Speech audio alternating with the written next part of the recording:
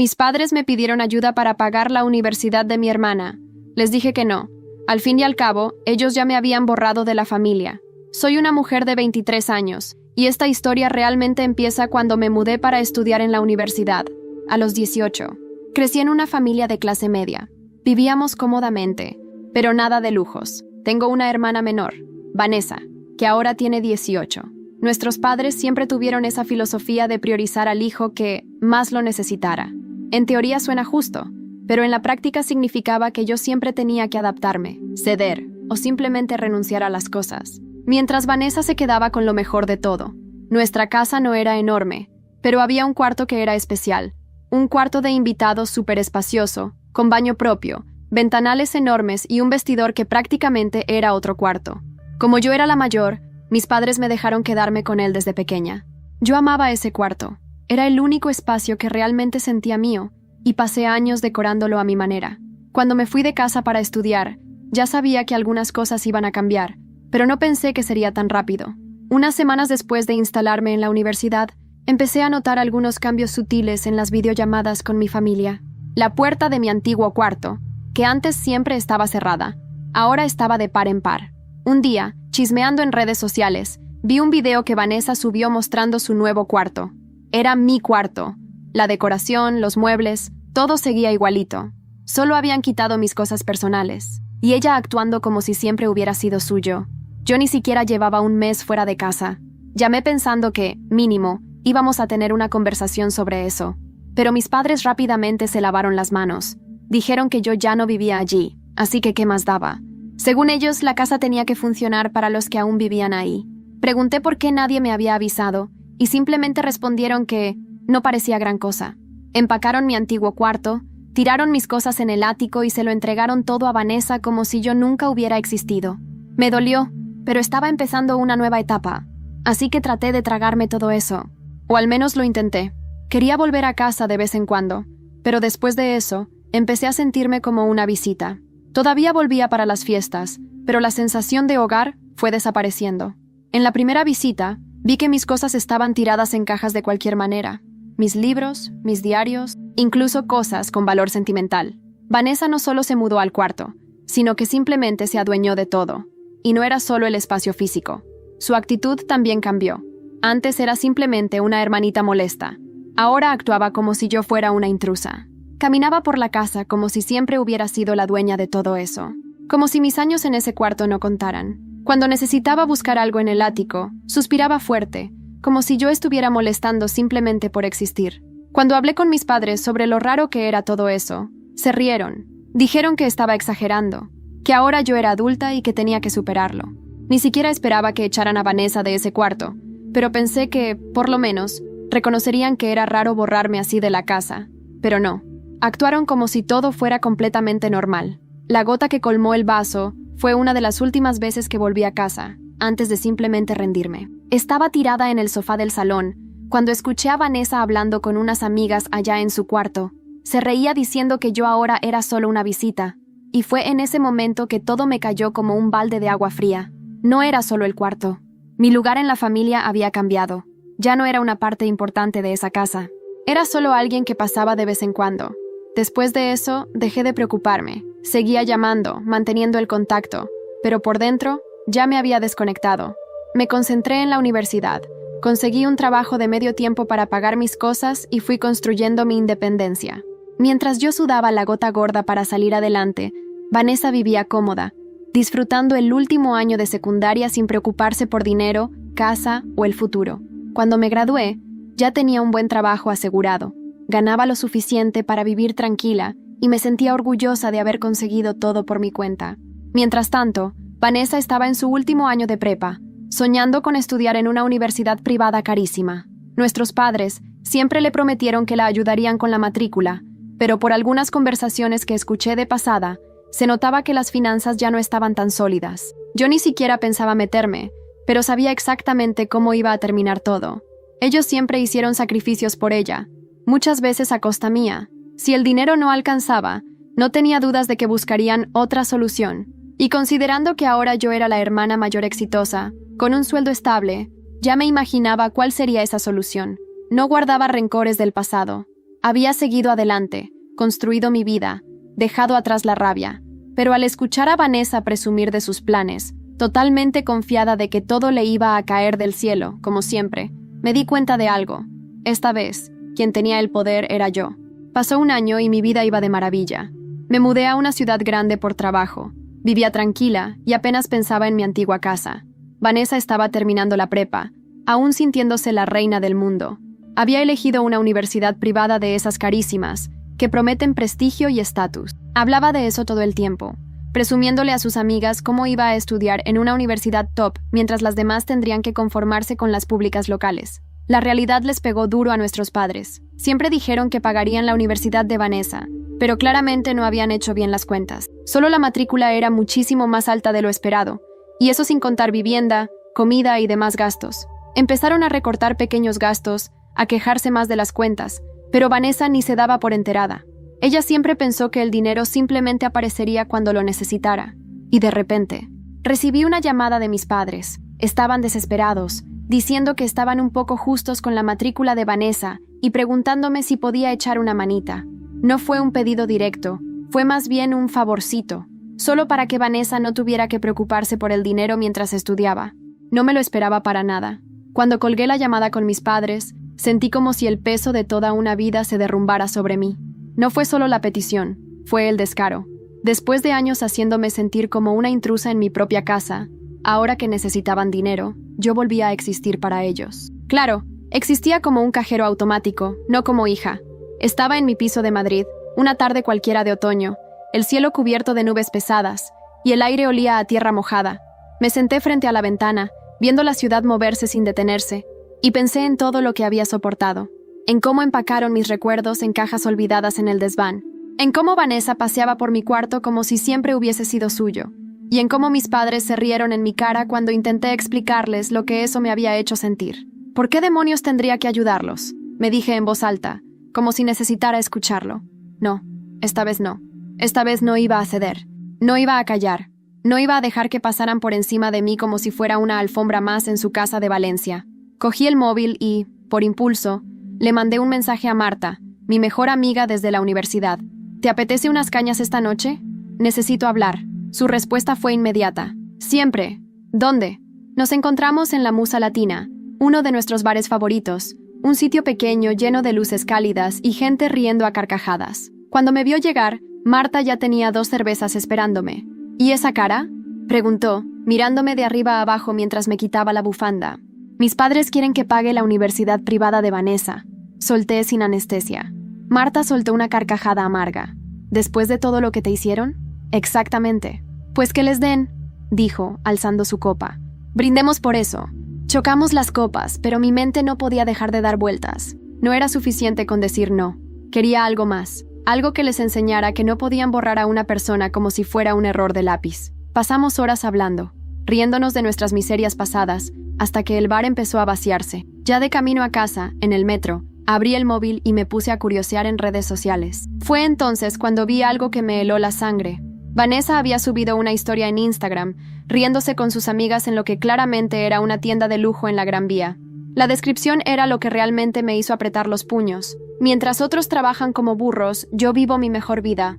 ¿Qué esperabais? No todas nacimos para ser fracasadas. Sabía perfectamente que era una indirecta para mí. Y aunque había prometido a mí misma no sentir más rabia, no pude evitarlo. Esa niña mimada, que no había trabajado un solo día en su vida, seguía creyendo que todo le caería del cielo, incluso a costa mía. Aquella noche no dormí. Me senté frente al portátil, con una sola idea en mente. Si iba a cortar el lazo con mi familia, iban a hacerlo bien, de forma definitiva, de forma que doliera. Pasé horas investigando, siguiendo pistas que ni siquiera sabía que existían, movimientos de propiedades, nombres en registros públicos, deudas escondidas bajo préstamos de amigos de mis padres. Cuanto más leía, más claro veía el desastre financiero en el que estaban metidos. No era solo la universidad de Vanessa, todo se estaba viniendo abajo, y yo tenía la llave para derrumbarlo del todo. Cuando amaneció, los primeros rayos de sol entraron por mi ventana. Madrid parecía una ciudad diferente, llena de oportunidades. Me miré en el espejo, los ojos hinchados pero brillando de determinación. No era venganza, era justicia. Tomé el teléfono y marqué un número que había guardado por impulso hacía meses. un abogado especializado en derecho familiar y herencias que había conocido en una charla gratuita en la universidad. Cuando respondió, su voz era firme, profesional. Buenos días, despacho Martínez & Asociados. Tragué saliva. No había vuelta atrás. Buenos días, me llamo Laura Domínguez. Necesito ayuda para reclamar lo que es mío. La conversación fue breve, pero eficaz. Quedamos en vernos esa misma semana. Colgué con las manos temblando, pero en el fondo de mi pecho algo ardía, una esperanza nueva. Tal vez por primera vez en mucho tiempo era yo quien tenía el control. Esa mañana, mientras desayunaba un café solo y una tostada quemada, mi móvil vibró de nuevo. Era un mensaje de Marta. Amiga, me acaban de contar algo sobre tu familia que no vas a creer. Me quedé mirando la pantalla, el corazón golpeando en mi pecho. Tardé varios minutos en atreverme a abrir el mensaje de Marta. Mi mente se llenaba de suposiciones locas. ¿Qué más podía haber?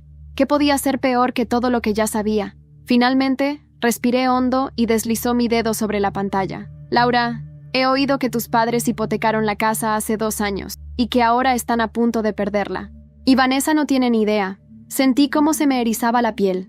La casa, aquel lugar que durante tanto tiempo había sido el centro de toda mi vida. El escenario donde aprendí a leer, donde lloré mis primeras decepciones y donde decoré mi primer cuarto como si fuera mi refugio personal. Ahora pendía de un hilo. Me levanté de golpe, dejando que la taza de café medio vacía cayera al suelo y se rompiera en 1000 pedazos. No me importó. Me puse una chaqueta encima del pijama y salí de casa con el móvil en la mano, llamando a Marta mientras bajaba las escaleras del edificio a toda prisa. ¿Dónde has oído eso?, pregunté casi sin aliento. Mi primo trabaja en un banco, Laura. No debería contarlo, pero me lo insinuó anoche en una cena familiar. Tus padres pidieron un crédito enorme hace 2 años usando la casa como garantía. Y ahora, bueno, no han podido mantener los pagos. ¿La van a embargar? Mi voz sonaba extraña, como si no fuera mía. En cuestión de semanas, si no pagan, es cuestión de tiempo. Me detuve en mitad de la acera, con el tráfico de Madrid rugiendo a mi alrededor. Era como si el mundo se hubiera detenido para mí sola. Mis padres, tan orgullosos, tan soberbios, siempre aparentando una estabilidad que ahora sabía que era pura fachada. Y Vanessa, viviendo su fantasía de princesa, completamente ajena al naufragio que se avecinaba. Esa noche, volví a casa y abrí una botella de vino que llevaba meses reservando para una ocasión especial. Si esto no era una ocasión especial, no sabía qué más podría hacerlo. Me senté en el sofá, el portátil en el regazo, y empecé a construir mi plan. La primera parte sería el proceso legal para reclamar la herencia que me correspondía, pero ahora veía una segunda oportunidad, hacerles enfrentarse a la caída de su castillo de naipes. Y no pensaba intervenir para salvarlos. Pasé horas leyendo sobre procedimientos de embargo, subastas judiciales y opciones para compra de propiedades embargadas. Aprendí que, una vez puesta en subasta, cualquiera podría comprar la casa, incluso yo. La idea me golpeó con una mezcla de vértigo y emoción. ¿Y si compraba la casa? ¿Y si me la quedaba? No para vivir en ella. Jamás podría volver a llamarla hogar, sino para demostrarles que habían perdido todo, incluso su recuerdo más sagrado, a manos de aquella a quien quisieron borrar. Estaba absorta en mis pensamientos cuando recibí otra llamada inesperada. Mi madre. Respiré hondo antes de contestar. ¿Laura? Su voz sonaba quebrada, muy diferente de la mujer arrogante que recordaba. Cariño, ¿tienes un momento para hablar? No le respondí de inmediato. Dejé que se sintiera incómoda al otro lado de la línea. ¿Qué pasa, mamá? Tu padre y yo... vaciló. Estamos pasando por un momento complicado. Hay cosas que... no te hemos contado. Reí. Un sonido seco que sonó casi cruel. ¿De verdad? Hubo un silencio. Podía imaginarla mordiéndose el labio, buscando palabras que no tuvieran filo. Queríamos pedirte que vinieras este fin de semana, a casa, para hablar, para aclarar algunas cosas. Sabía que debía negarme. Cada fibra de mi ser me decía que no cayera en esa trampa emocional. Pero otra parte, una parte herida y hambrienta de justicia, vio una oportunidad. Está bien, respondí finalmente. Iré, pero no prometo quedarme mucho tiempo. Gracias, hija. De verdad.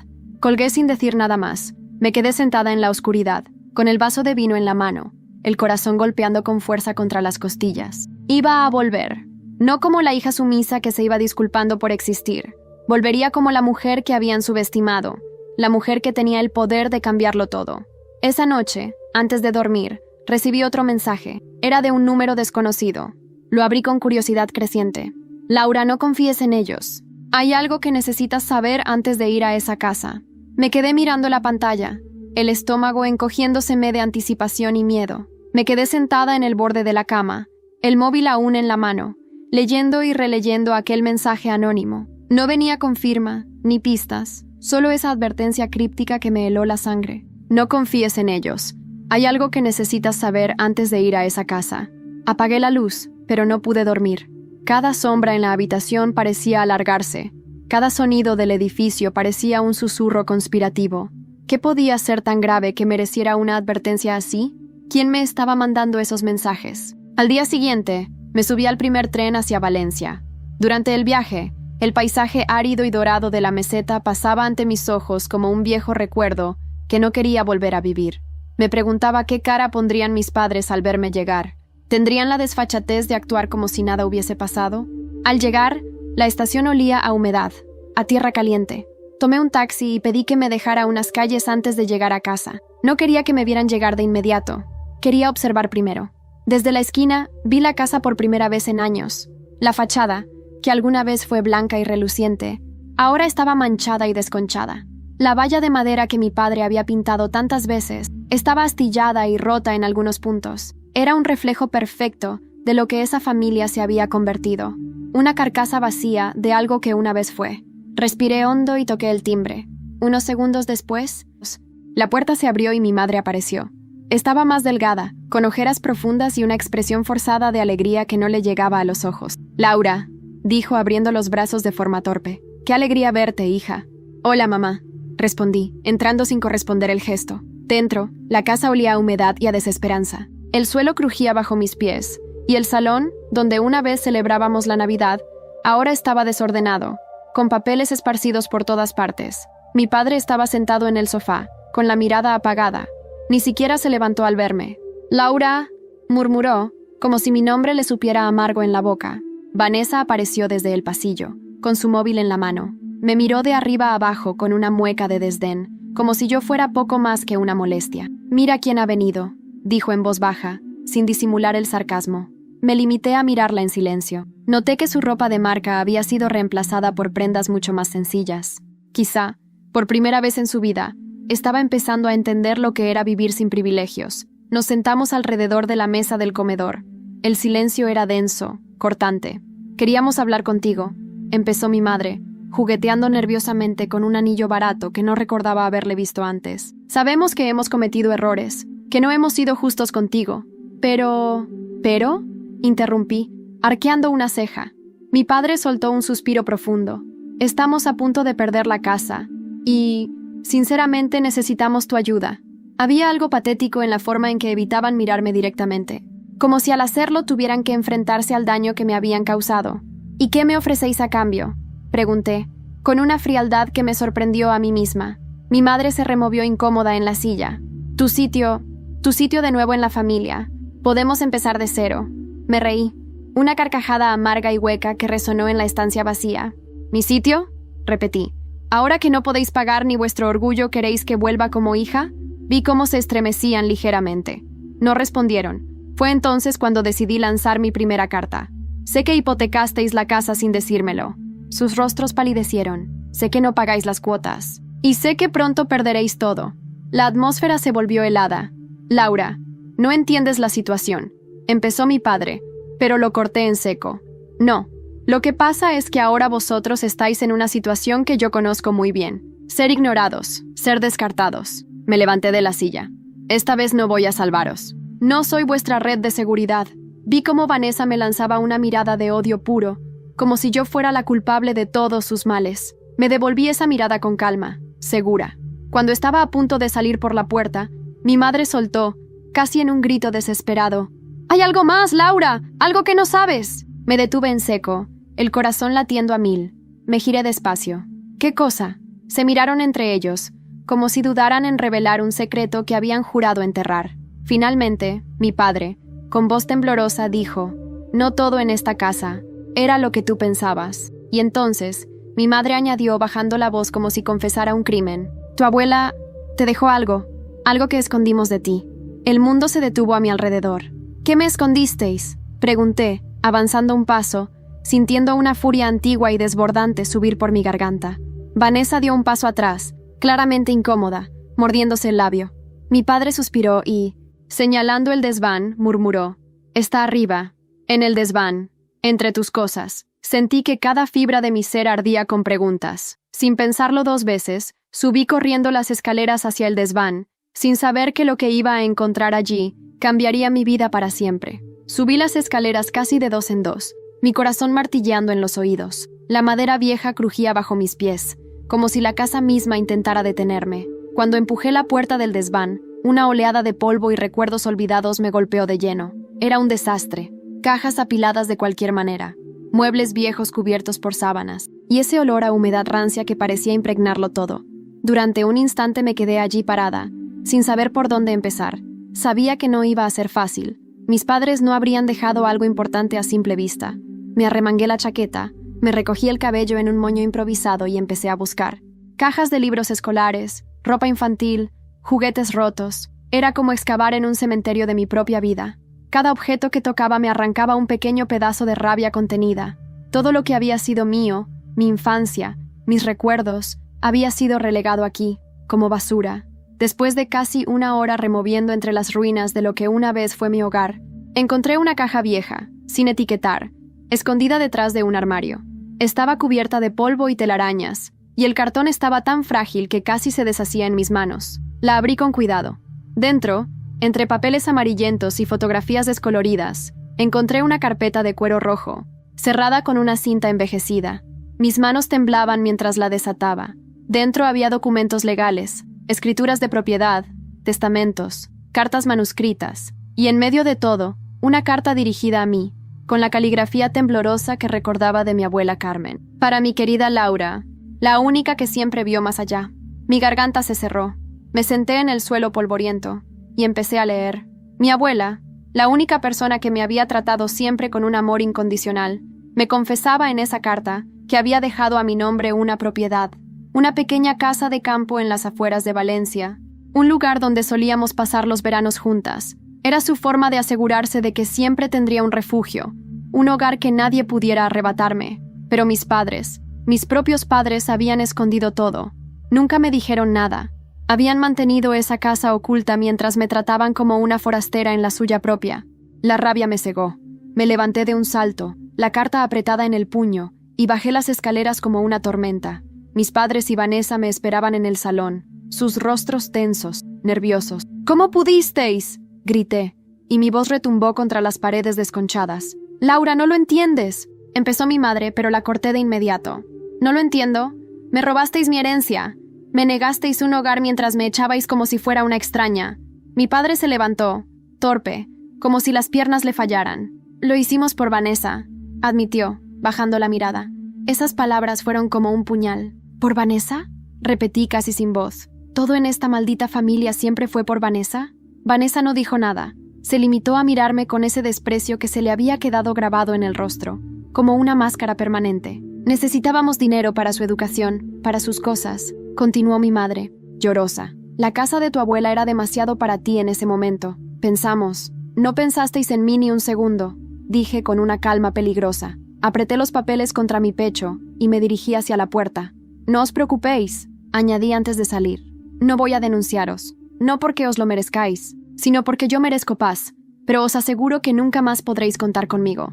Mi madre sollozaba abiertamente ahora, y mi padre se dejó caer en el sofá, derrotado. Antes de cruzar la puerta, Vanessa soltó un comentario venenoso, casi un susurro. «¿Qué vas a hacer, Laura? ¿Vivir sola en una casa vieja llena de polvo? Siempre serás una fracasada». Me giré para mirarla por última vez. «Prefiero 1000 veces vivir sola en mi propia verdad que seguir siendo parte de vuestra mentira». Y salí, cerrando la puerta de un portazo que resonó como un disparo. Fuera. El aire fresco de la tarde me golpeó la cara. El cielo estaba gris, pero para mí, en ese momento, era el día más claro en años. Mientras caminaba hacia la estación, con los papeles de mi herencia en la mochila, mi móvil volvió a vibrar. Era otro mensaje anónimo. «Todavía no has visto todo, Laura. La verdadera traición está más cerca de lo que crees». Me detuve en seco, el corazón latiendo a 1000 por hora. ¿Qué más podía haber? Me quedé de pie en medio de la calle, con el móvil vibrando aún en mi mano, mirando el mensaje como si fuera una bomba a punto de estallar. Todavía no has visto todo, Laura. La verdadera traición está más cerca de lo que crees. Las palabras se clavaron en mí como cuchillas heladas. ¿Más cerca de lo que creía? ¿Quién podía traicionarme aún más? ¿No había sido suficiente con mis padres y Vanessa? Sentí un escalofrío recorrerme la espalda. Guardé el móvil en el bolsillo, obligándome a respirar hondo. No podía dejarme arrastrar otra vez por el miedo o la rabia. No ahora que tenía en mis manos una oportunidad real de reconstruir mi vida. Llegué a la estación, compré el primer billete de regreso a Madrid, y durante el viaje no pude dejar de darle vueltas al mensaje. ¿Quién me estaba escribiendo? ¿Qué sabía que yo aún ignoraba? Esa noche, ya en mi piso, me serví otra copa de vino, la segunda botella de reserva, y me senté en el sofá, ensinó, la carpeta de cuero rojo en el regazo. Necesitaba leer cada maldito documento, entender cada línea, cada cláusula, cada trampa que pudiera esconderse allí. Entre papeles de propiedad y cartas de mi abuela, encontré algo inesperado. Una hoja doblada varias veces, casi escondida entre los pliegues de la carpeta. Era un contrato, un acuerdo de venta de la casa de campo, firmado hacía más de un año, y el nombre que aparecía como comprador me dejó helada. Vanessa Domínguez Martín. Mi propia hermana había vendido la casa que mi abuela me había dejado. No podía creerlo. Mis manos temblaban tanto que casi rompí el papel. ¿Cómo pudiste? Susurré al vacío. Releí el contrato una y otra vez, buscando alguna forma de negarlo, de pensar que tal vez era un error, pero no había error posible. Vanessa, con la complicidad evidente de mis padres, había falsificado documentos para apropiarse de algo que nunca fue suyo. Mi pecho se llenó de un dolor sordo, profundo. No era solo la traición legal, era el desprecio absoluto hacia todo lo que yo había significado alguna vez para ellos. Tomé el móvil y sin pensarlo, llamé a Marta. «¿Laura? ¿Todo bien?», preguntó en cuanto respondió. «Necesito verte», dije con la voz quebrada. «Ahora». Nos encontramos en una cafetería pequeña cerca de mi casa. Café Gijón, un lugar de paredes cubiertas de fotos antiguas y olor a historia. Cuando Marta me vio, dejó inmediatamente su taza de café y me abrazó fuerte. «¿Qué ha pasado?». Saqué el contrato del bolso y se lo entregué en silencio. Marta lo leyó, sus ojos ensanchándose de horror a cada línea. «No puede ser», murmuró. «Es ella», confirmé. «Mi propia hermana». Marta apretó los labios, furiosa. «Tienes que denunciarlos, Laura. Esto ya no es solo traición emocional. Es delito». Me pasé las manos por la cara, agotada. No sé si puedo soportarlo. Meterme en juicios largos, en verles la cara cada semana en un tribunal. Marta me tomó de las manos. «No es por ellos, es por ti. Es tu vida, tu derecho, tu historia». Sus palabras me atravesaron. No podía seguir huyendo. No podía seguir dejando que otros decidieran por mí.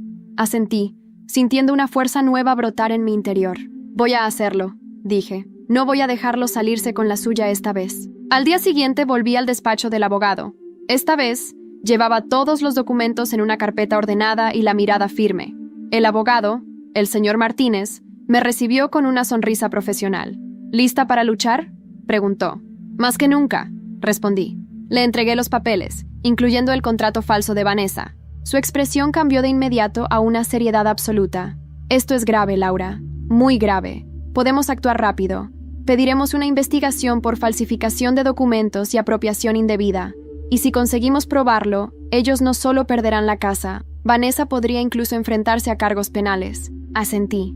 No sentía alegría ni venganza, solo un cansancio inmenso, pero también una necesidad irrenunciable de hacer justicia. Cuando salí del despacho, el cielo de Madrid estaba cubierto de nubes negras, como si la ciudad supiera que se avecinaba una tormenta. Mientras caminaba hacia casa, mi móvil volvió a vibrar. Esta vez era una llamada. «Número oculto», respondí, con el corazón golpeándome en el pecho. «¿Laura?». Era una voz femenina, temblorosa. «¿Quién eres?». «No importa quién soy. Solo quiero decirte algo. Ellos no actuaron solos». El corazón me dio un vuelco. «¿Qué quieres decir?». «Busca a quien menos esperas. No te fíes ni de tu sombra». La llamada se cortó. Me quedé de pie en mitad de la acera, con el móvil aún pegado al oído, mientras el primer trueno retumbaba en la distancia. Algo me decía que la verdadera tormenta apenas estaba comenzando. El trueno resonó durante varios segundos, haciendo vibrar los cristales de los escaparates a mi alrededor. No me moví. Me quedé allí, empapándome lentamente bajo una lluvia fina que había empezado a caer, incapaz de procesar las palabras que acababa de escuchar. «Busca a quien menos esperas». ¿Quién podía ser? Si mis padres y Vanessa ya me habían traicionado, ¿quién más quedaba?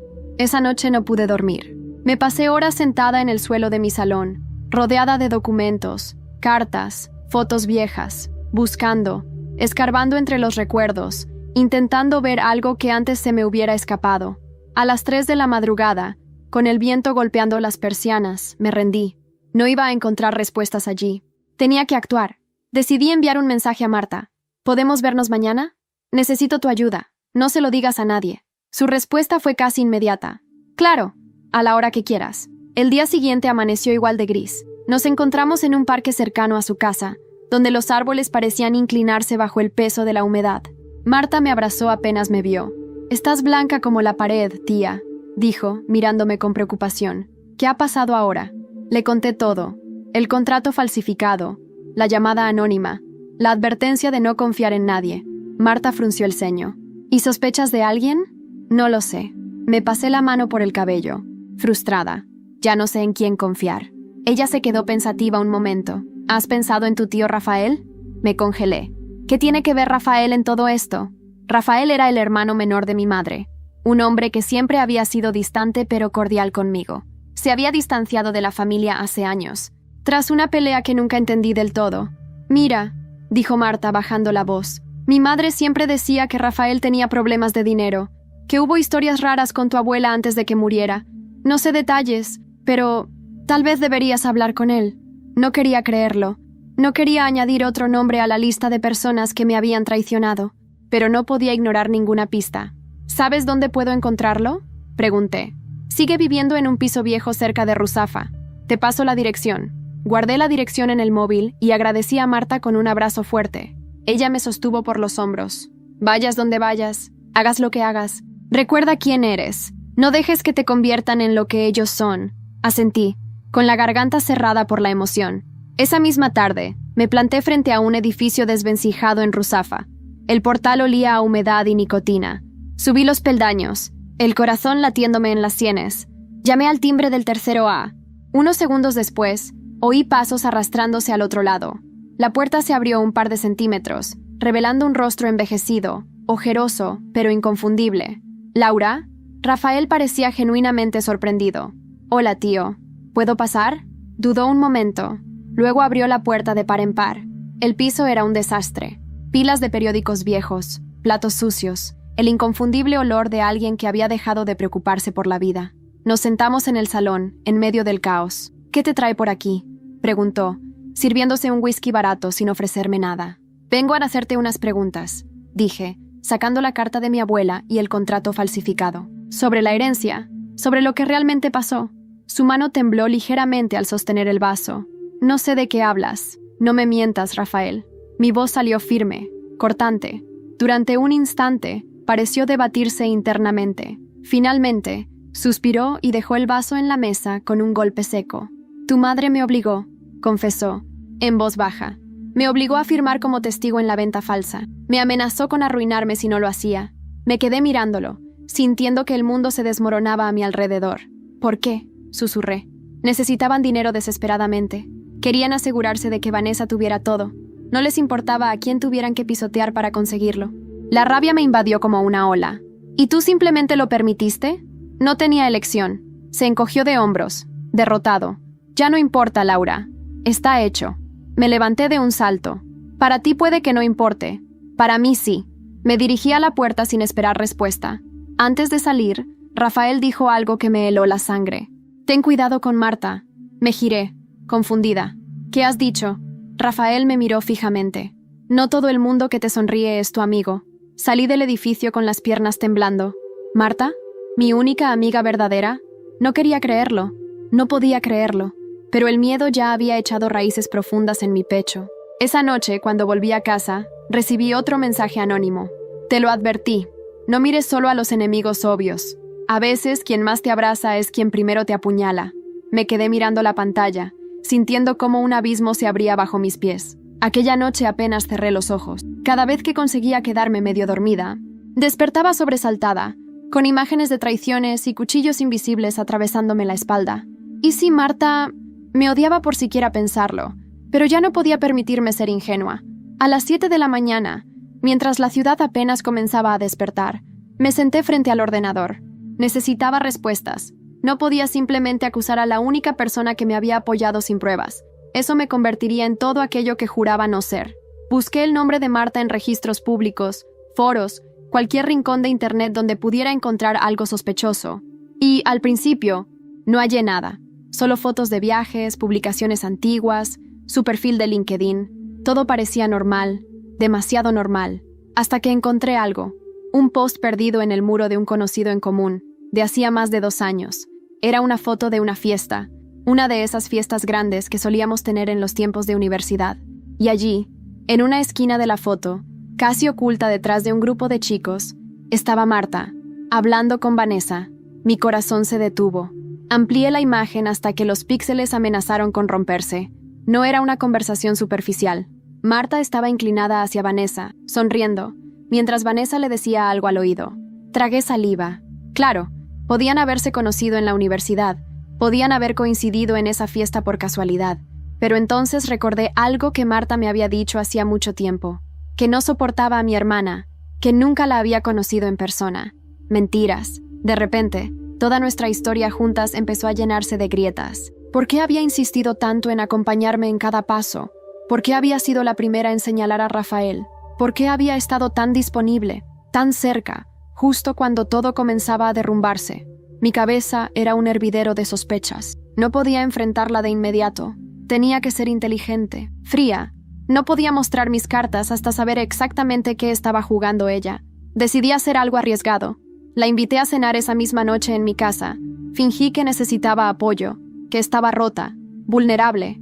Jugué el papel que sabía que ella esperaba. Esta noche, Marta, esta noche sabré toda la verdad. Pasé el resto del día preparando cada detalle, colocando mi móvil en modo grabación, dejando todo dispuesto para registrar cada palabra, cada gesto. Quería pruebas. Esta vez no bastaba con sospechas. Cuando llegó la noche, toqué a su puerta con 2 copas de vino ya servidas. Marta llegó puntual, como siempre, con su sonrisa cálida y su chaqueta de cuero favorita. «¡Hey!», dijo, abrazándome. «¿Cómo estás?». Le devolví el abrazo, controlando cada fibra de mi cuerpo para que no temblara. «Mejor ahora que estás aquí». Mentí. Nos sentamos en el sofá, las copas entre las manos, mientras la ciudad zumbaba en la distancia, ajena a la tensión que llenaba mi pequeño salón. «Estuve pensando», dije con voz temblorosa, fingida.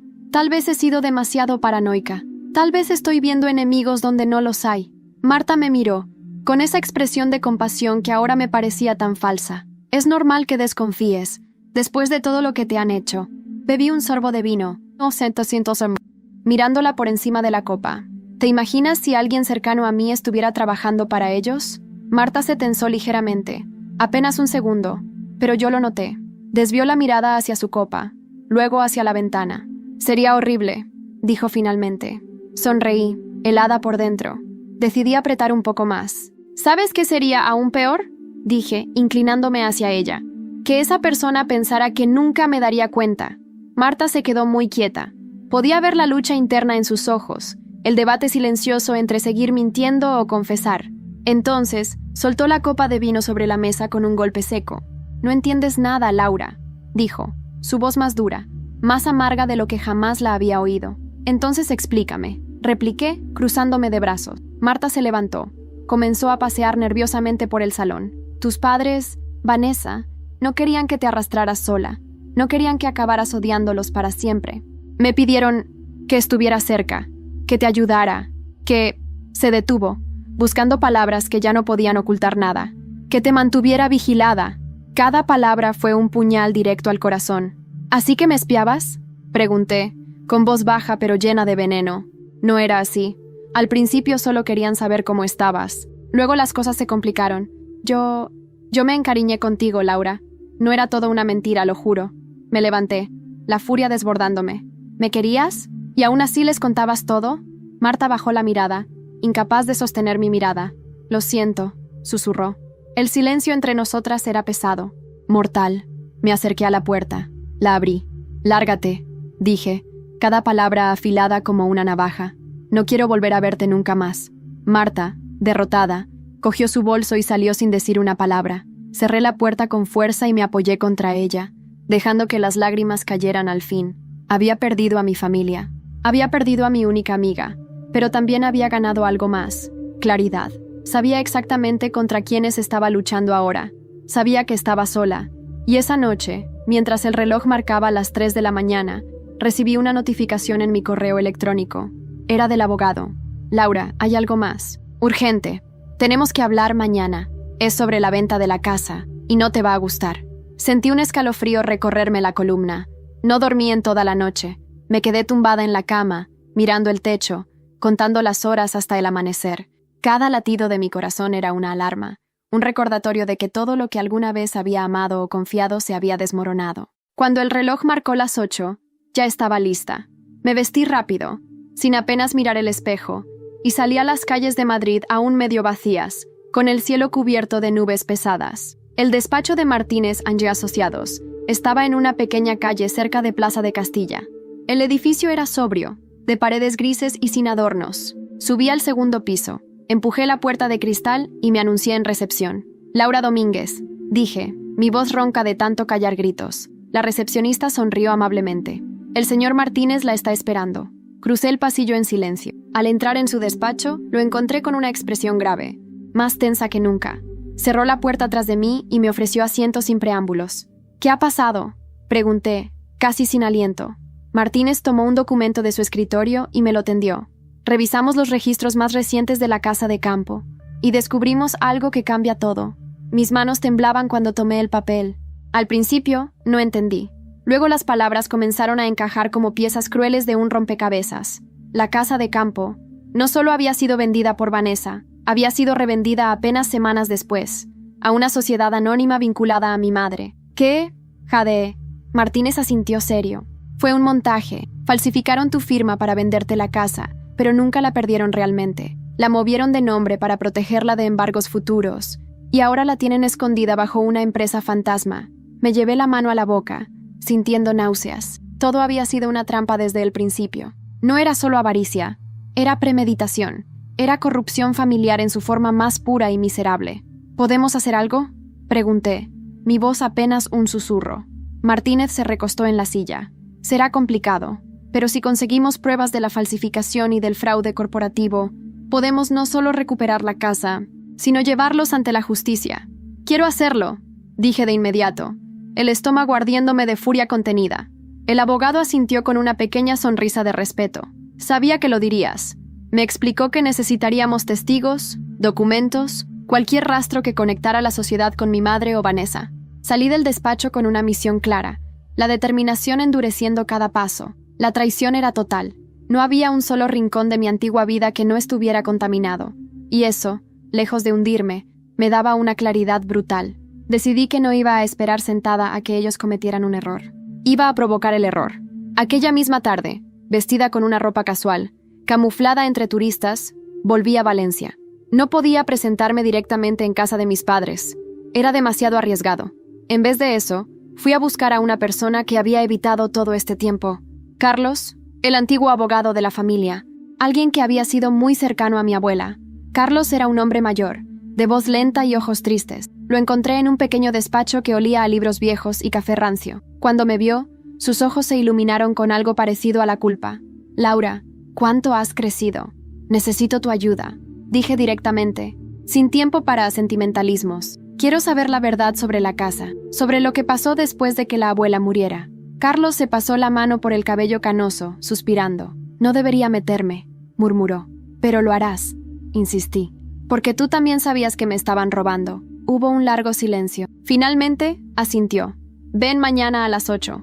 Te enseñaré algo que guardé, por si alguna vez decidías pelear. Mi corazón dio un salto de esperanza. Salí del despacho con el corazón palpitando en mis oídos. Sabía que me estaba acercando al núcleo de todo, pero también sabía que cuanto más me acercara, más peligroso sería. Mientras caminaba por las calles desiertas, mi móvil vibró en mi bolsillo. Era un mensaje nuevo. Te estás acercando demasiado. No habrá más advertencias. Me detuve. El viento helado cortándome la cara.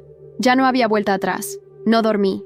Otra vez. Cada minuto de esa noche se me clavó en los huesos como agujas. Me pasé horas repasando mentalmente cada conversación, cada detalle de los últimos días, tratando de prever todos los movimientos posibles. El mensaje de amenaza seguía latiendo en mi móvil como una herida abierta, pero esta vez no pensaba retroceder. A las 8 en punto de la mañana estaba de pie frente al despacho de Carlos. El edificio, viejo y silencioso, parecía aún más lúgubre a esa hora.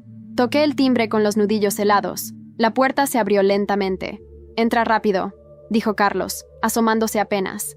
Entré, y él cerró la puerta de inmediato, girando el cerrojo. El ambiente dentro era tenso, cargado de electricidad estática. Carlos me condujo hasta su despacho, y sin decir una palabra, sacó de un cajón una carpeta gruesa, atada con una cinta roja. «Aquí está», dijo con voz grave, «todo lo que tus padres y tu hermana intentaron enterrar». Me senté frente a él, sintiendo que el corazón me latía en las sienes. Carlos abrió la carpeta y empezó a mostrarme documentos uno por uno. Actas notariales originales, testamentos, contratos de venta, verdaderos, esta vez. Entre todos esos papeles había una bomba.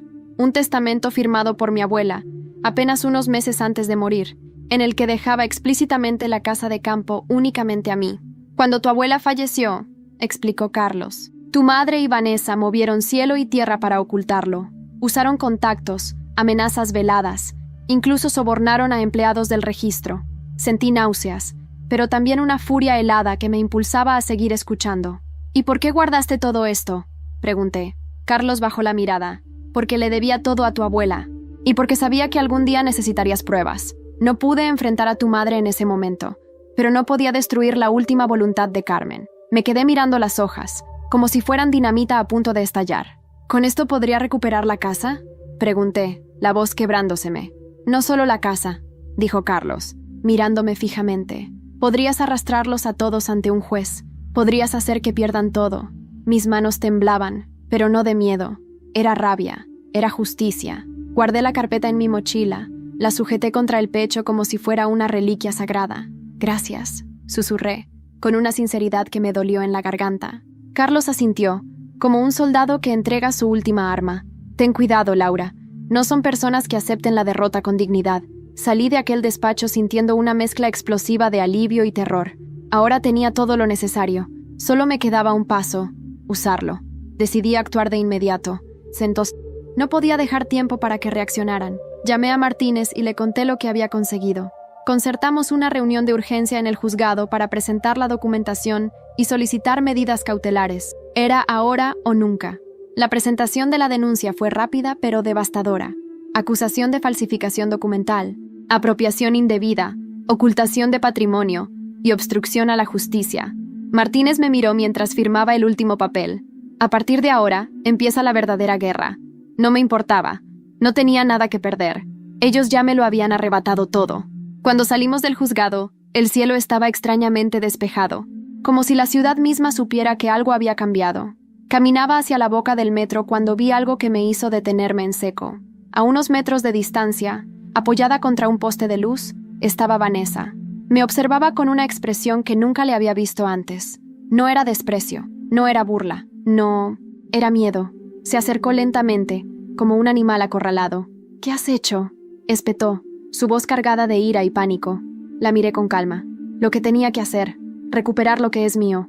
Vanessa apretó los puños, temblando. «¿Vas a destruirnos por una maldita casa?». «No es solo una casa», dije, acercándome un paso más, hasta que nuestras caras estuvieron a centímetros. «Es mi vida, es mi historia. Y tú me la robaste». Sus ojos se llenaron de lágrimas. Por un momento, pensé que iba a suplicarme, pero en lugar de eso, su rostro se endureció. «No sabes lo que has desatado», susurró, temblando. «Mamá, papá, no van a quedarse de brazos cruzados». Me encogí de hombros. «Entonces que vengan. Estoy lista». Di media vuelta y caminé hacia el metro, sintiendo sus ojos clavados en mi espalda. Sabía que lo que venía sería duro. Sabía que me esperaban días de juicios, amenazas, quizás hasta agresiones más sutiles. Pero también sabía que ya no era la misma chica que empacaron en cajas y arrojaron al desván. Esa Laura había muerto. Yo era otra. Y en mis manos tenía las armas para reescribir mi historia. Esa misma noche, mientras preparaba la documentación con Martínez para la primera audiencia, recibí un último mensaje anónimo. «El final se acerca. Prepárate para elegir, justicia o destrucción total». Miré la pantalla durante un largo rato. Sonreí con una calma que no sabía que tenía. «No voy a elegir», susurré. «Tendré las dos». Los días que siguieron fueron un torbellino. El proceso judicial arrancó con fuerza. Los abogados de mis padres intentaron todas las artimañas posibles para retrasarlo, bloquearlo, desacreditarme. Se aferraban a cada argumento como náufragos desesperados, pero era inútil. Las pruebas que había presentado eran sólidas como el granito. Cada documento, cada testamento, cada movimiento fraudulento estaba registrado, firmado, sellado. La audiencia definitiva llegó en un viernes gris, de esos en los que parece que el cielo entero se desploma sobre la ciudad. Entré en la sala de juicios con la cabeza alta. Del otro lado, vi a mis padres sentados, evitando mi mirada. Vanessa estaba allí también, mordiéndose las uñas, el rostro desencajado. Cuando el juez entró y la sesión comenzó, todo sucedió rápido, como si el universo no tuviera más paciencia para sus mentiras. El juez leyó los cargos, uno tras otro: falsificación de documentos, fraude, apropiación indebida. La lista era demoledora.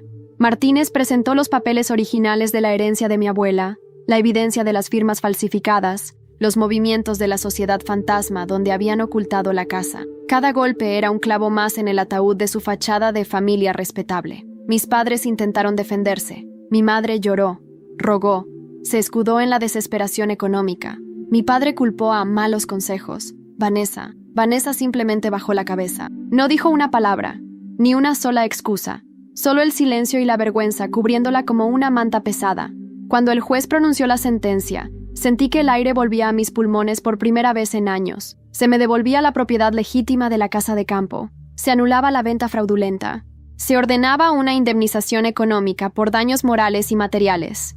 Y, lo más impactante, Vanessa enfrentaría cargos penales, aunque con posibilidad de pena reducida si colaboraba en el proceso. Salí del juzgado sintiendo que flotaba. No era solo una victoria legal, era una reivindicación personal. Ellos habían perdido. Habían perdido la casa, el dinero, el estatus. Pero sobre todo, habían perdido a mí, a la hija que despreciaron, a la mujer que subestimaron. Semanas después, me mudé oficialmente a la casa de campo. La restauré poco a poco, devolviéndole la vida. Cada pared pintada, cada mueble restaurado. Era una cicatriz cerrada en mi corazón. Empecé a recibir ofertas para venderla, cifras astronómicas, pero no lo hice. Ese lugar era mi santuario. No tenía precio. Un día, mientras barría hojas del jardín, vi a lo lejos una figura acercándose. Era Vanessa. Se detuvo en la entrada, sin atreverse a pasar la verja. Estaba demacrada, más delgada, con una expresión que era una mezcla de miedo, vergüenza y algo más, quizás remordimiento. Nos miramos largo rato, sin decir una palabra. Finalmente, levantó una mano temblorosa. «Lo siento», murmuró, la voz quebrándose. No respondí, solo asentí ligeramente, un gesto pequeño pero inmenso. No había odio en mí, no quedaba espacio para ello. Ella se dio media vuelta y se marchó, sus pasos arrastrándose sobre la grava. Nunca más la volví a ver. Mis padres, tras perder la casa de Valencia, se mudaron a un pequeño piso de alquiler en las afueras, viviendo con lo justo. Su caída fue lenta y dolorosa, no por la falta de dinero, sino por la falta de orgullo. Marta, por su parte, intentó contactarme varias veces. Cartas, correos, mensajes de voz. Nunca contesté. Había aprendido que algunas traiciones son imperdonables, no por odio, sino por dignidad. Y yo renací. Empecé a escribir mi historia, literalmente. Me matriculé en talleres de escritura, compartí mi experiencia bajo seudónimo en redes, y poco a poco, encontré una comunidad de personas que también habían sobrevivido a familias rotas. No estaba sola. Nunca más lo estaría. Un día, mientras contemplaba el atardecer desde el porche de mi casa, una brisa tibia me acarició el rostro. Cerré los ojos y sentí, como un susurro en el viento, la voz de mi abuela Carmen. «Ahora sí, Laura. Ahora eres libre». Sonreí. No necesitaba venganza. No necesitaba su aceptación. Solo necesitaba seguir caminando, cabeza en alto, sabiendo que había luchado por mi lugar en el mundo. Un lugar que nadie, jamás, podría volver a arrebatarme. Y mientras el cielo se teñía de rojo y oro sobre los campos de Valencia, supe que el verdadero legado que me dejó mi abuela no era una casa ni un terreno. Era la fuerza de seguir adelante. La fuerza de ser yo misma, contra todo y contra todos. La fuerza de renacer.